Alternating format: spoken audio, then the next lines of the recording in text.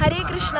ഞാനിപ്പോൾ നിൽക്കുന്നത് നമ്മുടെ കേരളത്തിൽ കുംഭമേള നടക്കുന്ന നാവാമുകുന്ദ ക്ഷേത്രത്തിനടുത്തുള്ള ഭാരതപ്പുഴയുടെ തീരത്താണ്. അപ്പോൾ ഇവിടെയാണ് നമ്മുടെ നിള ആരതിയും സ്നാനവും ഒക്കെ ചെയ്യുന്നത്. അപ്പോൾ ഞാനിപ്പോൾ നമ്മുടെ നിള നദിയിൽ സ്നാനം ചെയ്യാൻ പോവാണ്. അപ്പോൾ നമ്മുടെ ഈ സ്ഥലത്തിൻ്റെ പ്രത്യേകത എന്താണെന്ന് വെച്ചാൽ, ഒന്നാമത്തെ കാര്യം, ഇത് ത്രിമൂർത്തി സംഗമ സ്ഥാനമാണ്. അതായത് മഹാദേവന്റെയും മഹാവിഷ്ണുവിന്റെയും ബ്രഹ്മാവിന്റെയും സാന്നിധ്യമുള്ള സ്ഥലമാണ് ഈ സ്ഥലം. അതായത് ഇവിടെ നമ്മുടെ നാവാമുകുന്ദനുണ്ട്, ബ്രഹ്മാവിന്റെ ക്ഷേത്രവും മഹാദേവന്റെ ക്ഷേത്രവും നമുക്ക് ഇവിടെ കാണാനായി സാധിക്കും. ത്രിമൂർത്തി സംഗമ സ്ഥാനമാണ്.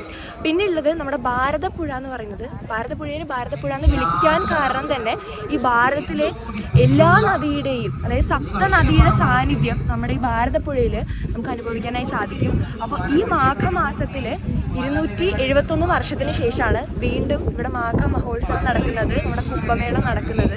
അപ്പോൾ നമ്മുടെ വാരണാസിയിൽ നമ്മുടെ അസ്സിഘട്ടിൽ എങ്ങനെയാണോ ആരതി നടക്കുന്നത്, അതേപോലെ തന്നെ നമ്മുടെ കേരളത്തിൽ ഈ നിള നദിയുടെ തീരത്ത് നിള ആരതിയാണ് നടക്കുന്നത്. നമ്മുടെ ഭാരതപ്പുഴയെ പൂജിക്കുകയാണ് നമ്മൾ. അപ്പോൾ അങ്ങനെയുള്ളൊരു വളരെ പവിത്രമായിട്ടുള്ള കാര്യമാണ് ഇപ്പോൾ ഇവിടെ നടന്നുകൊണ്ടിരിക്കുന്നത്. ജാനുവരി 18 മുതൽ ഫെബ്രുവരി 3 വരെയാണുള്ളത്. അപ്പോൾ വാരണാസിയിലെ ആരതി ഒന്നും കാണാൻ പറ്റാത്തവർ ഇവിടെ നമ്മുടെ കേരളത്തിൽ തന്നെ നമുക്ക് നിള ആരതി കാണാനുള്ളൊരു അവസരം നമുക്ക് കിട്ടുകയാണ്. അപ്പോൾ എല്ലാവരും നമ്മുടെ കേരളത്തിൽ നടക്കുന്ന ഈ കുംഭമേളയിലേക്ക് വരണം.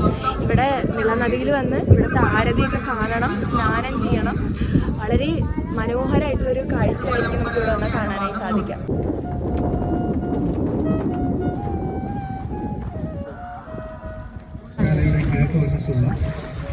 കൗണ്ടറിൽ ലഭ്യമാണ്.